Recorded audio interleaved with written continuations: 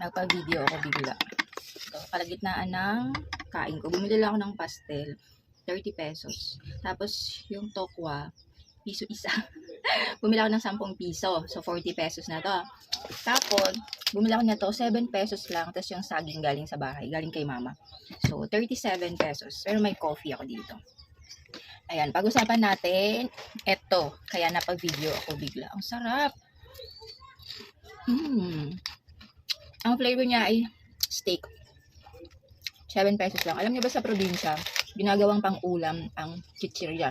Yung bangos, yung kiss na chichirya dati na piso, ngayon, baka 3-5 na. Or ewan ko kung meron ka na. So, sinong titinda nito? Malasa. Meron ba itong iba't ibang flavor? Ito lang yung napili ko.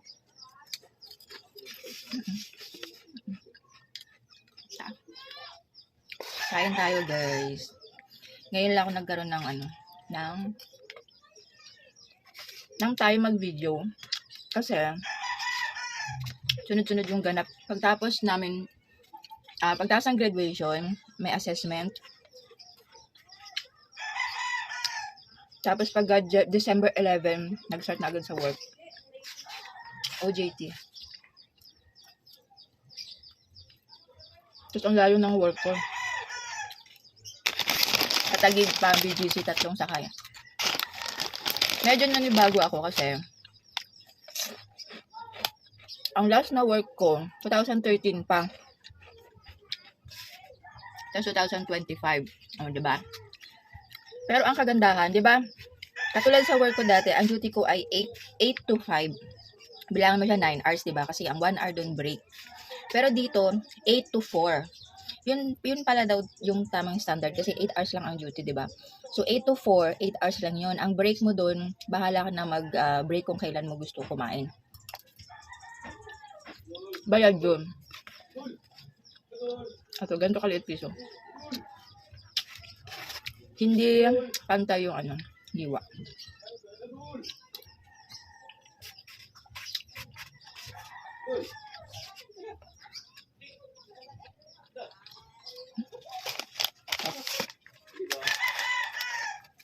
Tapos alam niyo ba, free yung food doon. So yung sweldo mo, malinis mong maiuuwi. Tapos minsan may tip pa, kaya libre na din yung pamasahe. Tapos, imagine nyo, ang sarap pala magtrabaho sa hotel no? Kasi sa ibang company, minimum lang yung sweldo.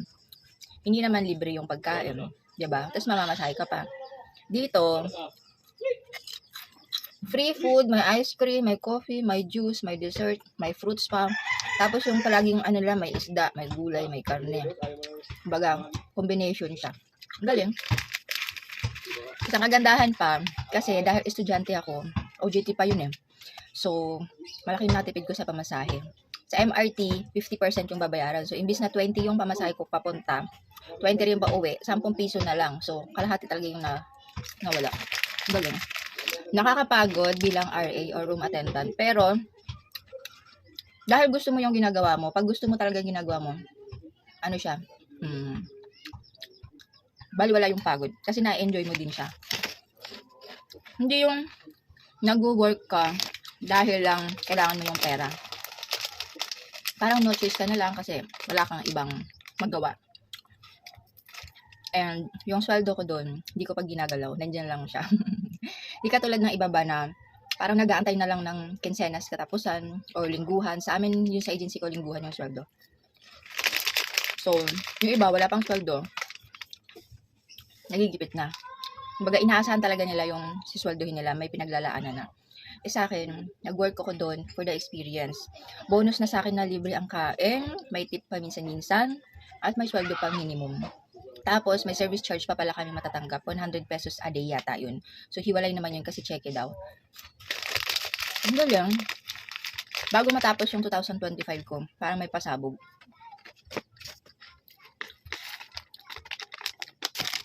So, thank you Lord talaga.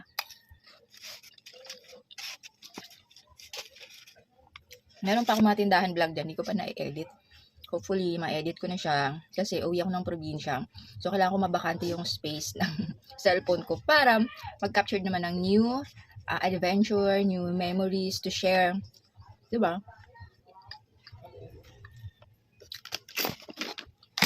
Kasi 2026 na tayo ngayon.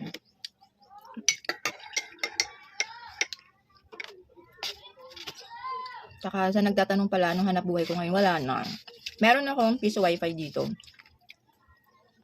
Speaking of piso wifi pala. So, nung nakaraan ko pa ito tinanggal. Pero dahil pagod na ako palagi, hindi ko siya mabilang-bilang. Ayan. So, bibilangin natin. Yan yung kinita ng piso wifi ko. Less than a month. Abangan nyo ha, kasi passive income yan. So, parang nalilibre na yung pambayad ko sa kuryente ko dyan. O, diba? Passive income talaga siya. Tapos, meron din akong Gcash dito. Pero bihira lang din naman kasi minsan, pag wala yung anak ko, kakatok sila, hindi rin sila mapagbibigyan. Kahit na, meron naman dapat kasi pumapasok din yung anak ko, diba? So, wala talaga. Ano lang, God will provide. Meron ng mga racket-racket. Konti-konti lang naman yun. Pag gumastos ako, malakihan. Basta, God will provide lang talaga kasi mahal ako ni Lord. Thank you so much. May langgam pa. Yun na yung update ko. At meron pala akong ginawang bagong page. Dahil nga, ang tagal, 2023 pa, nagagala na ako, diba? So, yung FB page ko at itong YouTube channel ko, nahahaliwan ko ng gala. So, hindi na siya naka-align din sa content ko na about sa sari-sari store, mga business, about sa online transaction, saan makabili ng mura, ipon challenge, ganyan talaga. Kaya nag-subscribe yung karamihan sa akin dahil yun yung habol nila. Yung paggagala ko, hindi sila interested. So, kasi hindi naman nila ako doon finalo.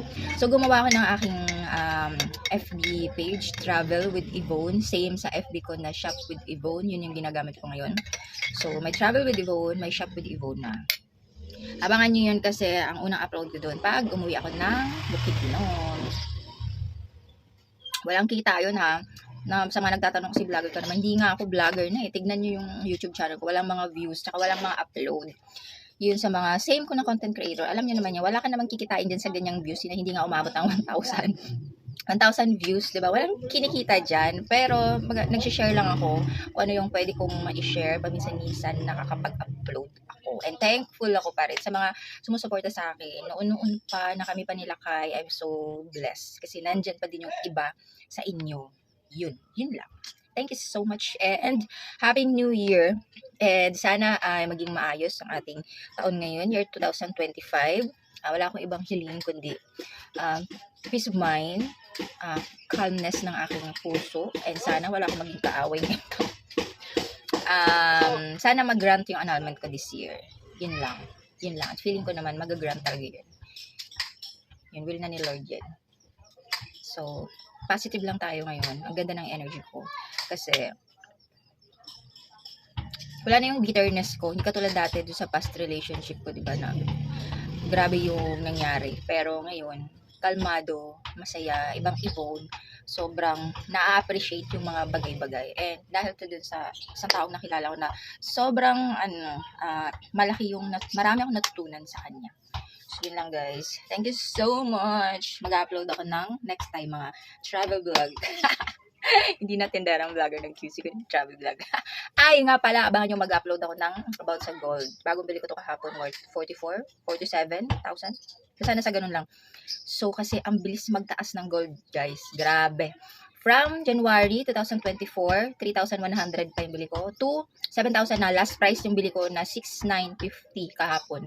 7,500 na nga sa iba. Depende sa shop na mabibilihan mo. After 2 years, almost triple ang price. Grabe. Sus, kung alam ko lang, dinamihan ko na sana ng bili ng 3,100 pa lang. Ayan, gold is one of the best investment na hindi ka talaga lugi. Kasi magagamit man na siya, daily use kapag 18K Saudi gold kasi matigas yan. Yung 21K kasi malambot, hindi mo siya daily use. Pero mahal siya, mas masasanla mo siya kung sanla yung intention mo. Pero kung gagamit ka ng daily use, Saudi gold ka. Sa akin kasi lahat ng binibili ko, gusto ko na susot ko siya occasionally. Yan, so baka yung update ko dyan about sa gold investment na yan.